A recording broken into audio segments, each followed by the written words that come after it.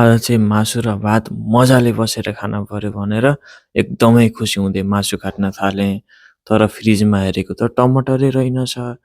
त्यसपछि चाहिँ यसलाई चाहिँ चट्टसँग मजाले र्याप गरेर राखिदिन्छु भनेर चाहिँ म र्याप गर्न थालेँ। टक्क र्याप गरेर मैले यसलाई फ्रिजमा हालिदिएँ।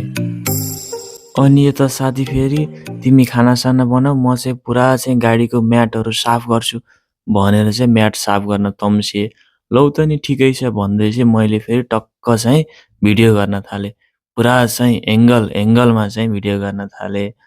अलिकति चाहिँ यिनले चाहिँ पुरा चाहिँ घोटी कति महिनाको धुलो थियो त्यो गाडीको, चट्ट चाहिँ साफ गर्दैछन् यिनले।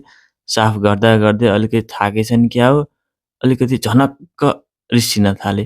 कति भिडियो मात्रै गरेको भनेर त पुरा चाहिँ पानी पो छ्याप्न थाले भनेको। लौ त नि ठिकै छ भन्दै चाहिँ लास्ट इन्डिङ भिडियो गरेँ।